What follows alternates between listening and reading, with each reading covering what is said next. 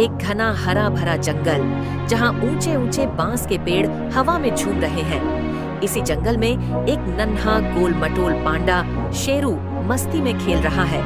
उसकी काली सफेद फर सूरज की रोशनी में चमक रही है। वह बांस के पत्तों से खेलते हुए मुस्कुरा रहा है। पास ही एक छोटी सी नदी बह रही है जिसे जंगल और भी शांत और सुंदर लग रहा है। लेकिन अचानक शेरू की मुस्कान गायब हो गई। उसने एक अजीब सी आवाज सुनी, बचाओ बचाओ। शेरू दौड़ता हुआ आगे बढ़ा और देखा एक गहरी खाई के नीचे एक छोटा हिरण का बच्चा छोटू कीचड़ में फंसा हुआ है। उसकी टांगों में चोट लगी है और वह डरा हुआ रो रहा है। शेरू की आंखें चौड़ी हो गईं। उसे छोटू को बचाना होगा। शेरू ने इधर उधर देखा और जल्दी से एक लंबी मजबूत बांस की डाली पकड़ी। छोटू, इसे पकड़ लो, शेरू ने खाई में डाली को नीचे करते हुए कहा।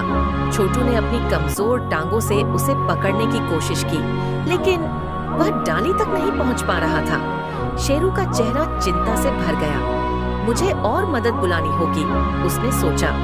शेरू ने ऊंची आवाज में मदद के लिए पुकारा, कोई है? कोई मेरी मदद कर सकता है?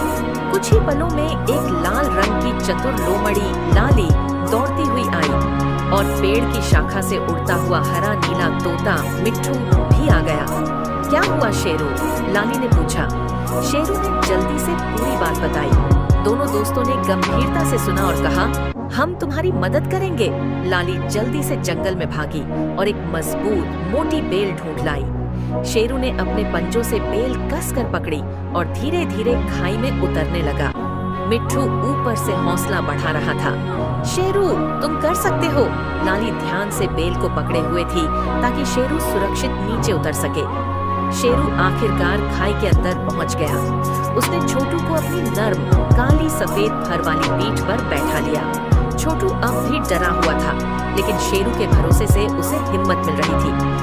ऊपर लाली और मिट्ठू मिलकर बेल को खींच रहे थे। शेरू ने पूरी ताकत लगाई और धीरे धीरे ऊपर चढ़ने लगा। आखिरकार शेरू छोटू को अपनी पीठ पर लेकर खाई से बाहर आ गया। छोटू अभी भी कांप रहा था, लेकिन अब वह सुरक्षित था। लाली और मिट्ठू खुशी से उछलने लगे। जंगल के दूसरे जानवर भी आ गए और शेरू और उसके दोस्तों की बहादुरी की सराहना करने लगे। चारों दोस्त मुस्कुरा रहे थे। आज उन्होंने सच्ची दोस्ती और हिम्मत का सबक सीखा था। शाम हो चुकी थी। जंगल के बीचों बीच चारों दोस्त एक बड़े पत्थर के पास बैठे थे।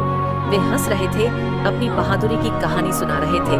छोटू ने शेरू का आभार जताया, अगर तुम ना होते तो मैं शायद यहाँ नहीं होता। सूरज